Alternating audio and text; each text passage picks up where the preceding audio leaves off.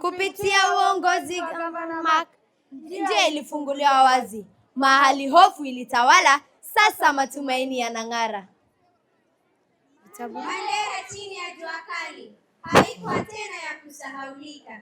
Shule zikainuka kipaumbele, ndoto zikapata makazi.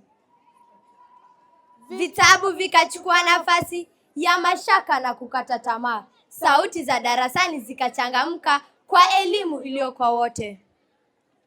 Elimu kwa wote ni ahadi, sio maneno ya kupita. Ni haki kwa kila mtoto bila ubaguzi wa aina yoyote. Kwa miaka ya huduma na kujitoa, tunasema asante kwa dhati. Kwa Gavana Mark na uongozi wake, elimu imepata heshima. Gavana wetu Mark, kiongozi wa vitendo thabiti, uliandika historia kwa wino wa haki, elimu kwa wote. Vijito wako hai, tunakuahidi kuilinda, kuikuza milele nai. Asante.